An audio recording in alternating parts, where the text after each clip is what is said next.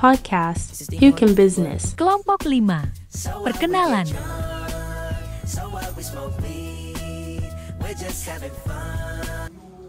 Hai guys, welcome to Ngopi Ngobrol Pintar. Baik, di sini saya kedatangan tamu dari kelompok 5. Hai guys. Hai. Di sini kita akan ngebahas tentang jenis-jenis badan usaha yang ada di Indonesia. Nah, di Indonesia ini kan ada 5 jenis badan usaha. Yang pertama ada persekutuan firma. Yang kedua ada persekutuan komanditer atau sering disebut dengan CP. Yang ketiga ada perseroan terbatas atau sering disebut dengan PT. Yang keempat ada koperasi dan yang terakhir ada BUMN. Nah, pertama kita akan ngebahas tentang persekutuan firma. Di sini saya ingin bertanya, dari kalian ada yang tahu nggak apa itu persekutuan firma dan gimana proses pendirian firma tersebut? Mungkin apa bisa ngebantu? Baik, di sini saya akan menjelaskan tentang persekutuan firma. Persekutuan firma itu adalah persekutuan atau badan usaha yang dibuat secara khusus untuk dijalankan atas nama bersama. Biasanya firma itu ditulis sesuai dengan nama pemiliknya. Yang pertama, nama firma ditulis dengan nama perseorangan, misalnya firma Wijaya. Yang kedua, nama perseorangan diikuti nama anggota lainnya.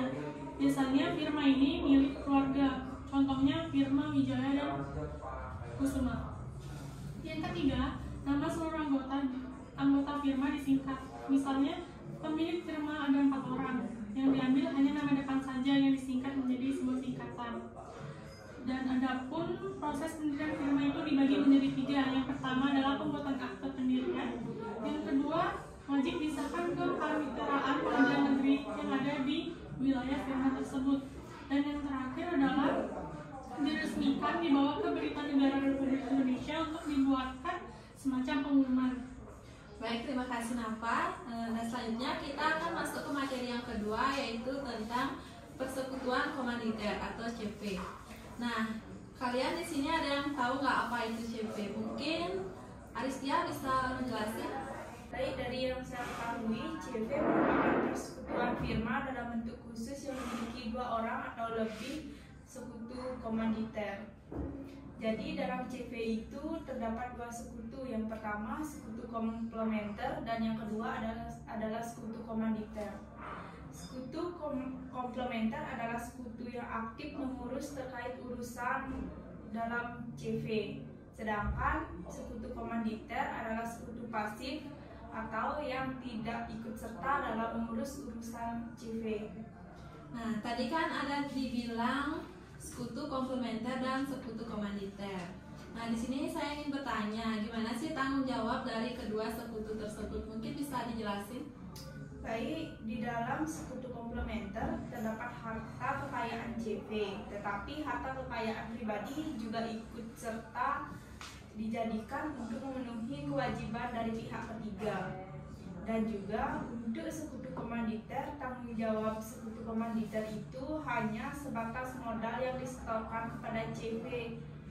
Jadi harta kekayaan pribadinya tidak ikut serta dalam pengelolaan CV tersebut. Nah, ngomongin masalah CP, pasti di dalam CP ini kan ada proses pendirian CP. Nah, dari kalian ada yang bisa ngejelasin nggak gimana proses pendirian CP tersebut? Mungkin Ari Krisna bisa ngejelasin?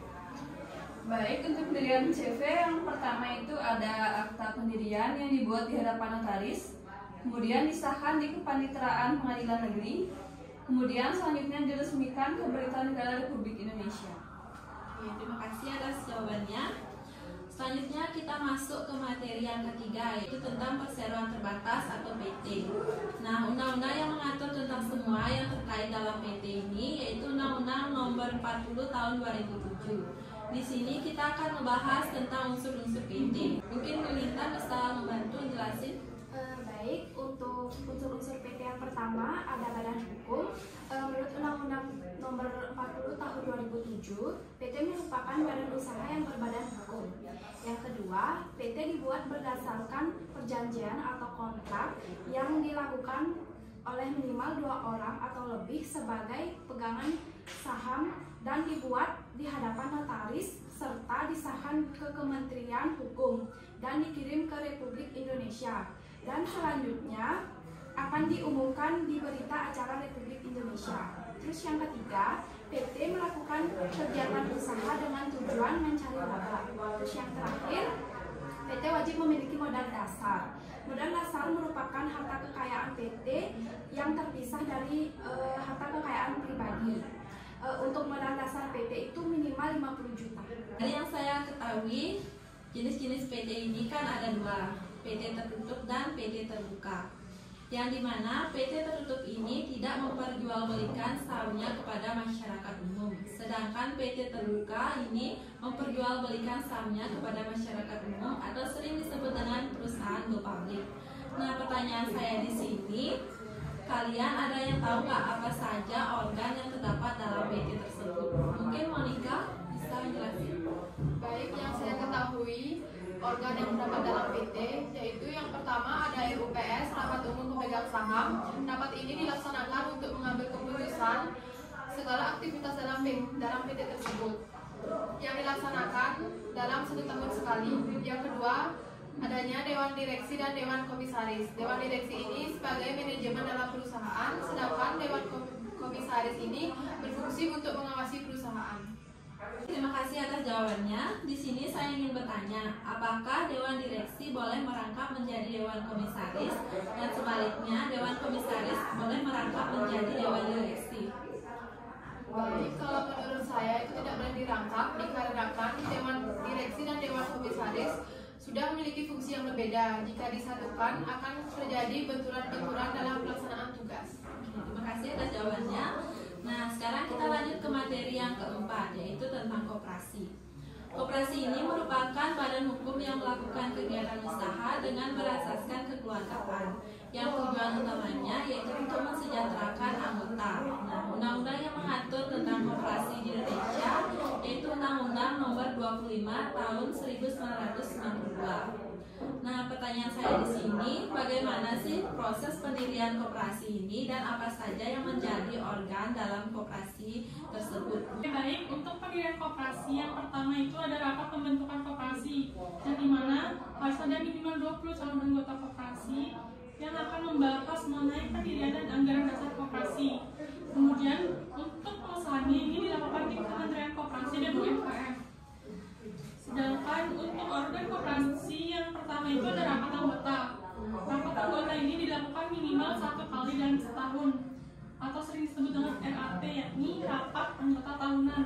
Yang kedua ada pengurus koperasi atau disebut dengan Dewan Direksi, dan yang ketiga ada pengawas koperasi atau disebut dengan Dewan Komisaris. Selanjutnya kita masuk ke materi yang terakhir, yaitu BUMN. Nah, pertanyaan saya di sini, apa sih yang dimaksud dengan BUMN tersebut dan apa saja jenis-jenis BUMN itu? Mungkin Ari Krisna bisa menjelaskan. Baik, BUMN merupakan singkatan dari Badan Usaha Milik Negara. Ada 2 jenis BUMN, yang pertama yaitu perseroan. Perseroan adalah BUMN yang berbentuk perseroan terbatas yang sahamnya sedikitnya 20% dimiliki oleh negara dan 40% lainnya bisa dimiliki oleh pihak swasta atau pihak ketiga lainnya. Yang kedua yaitu ada perusahaan umum atau Perum. Perusahaan umum atau Perum merupakan BUMN yang seluruh modalnya dimiliki negara dan tidak terbagi atas saham. Baik, terima kasih atas jawabannya. Di sini saya ingin mengetahui apa saja sih contoh-contoh dari perseroan dan Perum tersebut yang ada di Indonesia.